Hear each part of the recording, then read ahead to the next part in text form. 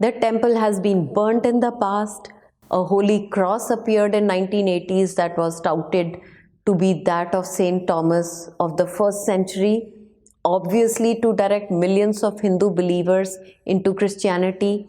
Then came 2006 when Indian Young Lawyers Association put in a petition on previous Kerala High Court ruling upholding Sabarimala rules on entry of women of certain age, stating that it violates the freedom of women. This is based on the practice of exclusion of women with reproductive capabilities between ages of 10 to 50 years from entering the temple.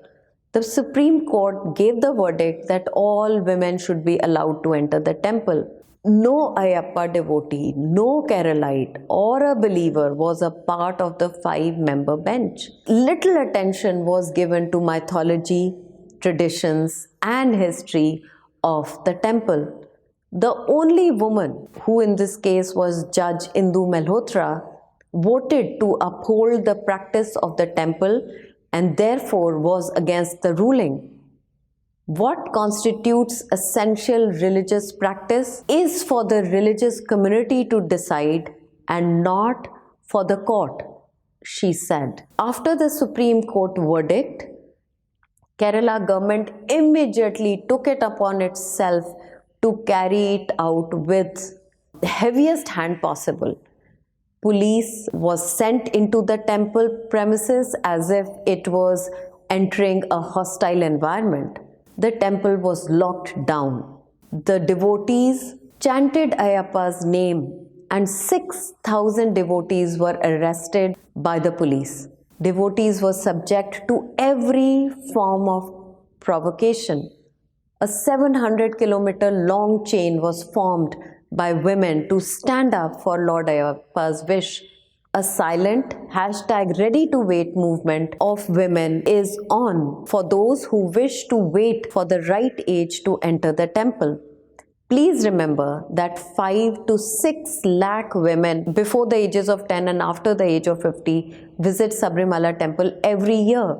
Also, there are many Lord Ayyappa temples in Kerala and outside which welcome all women. In fact, the Lord Ayyappa's Atukal Bhagwati temple in Kerala has made it to Guinness Book of World Records for hosting Pongal festival, which sees around 3 million women participate. Men are not allowed to enter the temple. In fact, men are not even allowed on the roads which lead up to the temple. The protesters and Supreme Court verdict aims to homogenize us all. It attempts to quell diversity in this garb of discrimination. So what is next?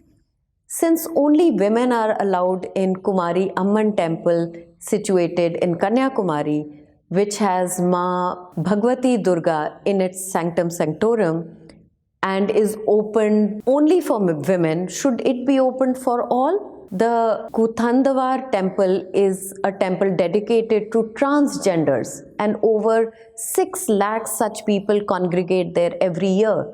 Should that be open to all of public too? The Kotanka Kulangara Devi temple of goddess Durga Bhagwati and Adi Shakti located in Kerala holds annual festival in which men from across the state dress up as women to offer prayers to the goddess. So should that ritual be opened to all as well? Because there is a lack of science or logic or equality in it, a 9-member bench is reconsidering the fate of the Sabarimala temple. The case needs a resolution that takes into consideration the richness of our diverse Hindu traditions. It needs to recognize that all religions differ from one another, and Hinduism has an amazingly wide scope with inclusion of all at the heart of it. Dismantling the Hindu faith works fantastically for those who are on a soul harvesting rampage with paid assistance of their ecosystem. But what about all of us? Should we not protect Hinduism faith, which thousands of years back had the reverence to recognize 63 gender types? Much before the LGBTQ plus consciousness came into being. Hinduism in its pure form needs protection. Let's commit to it.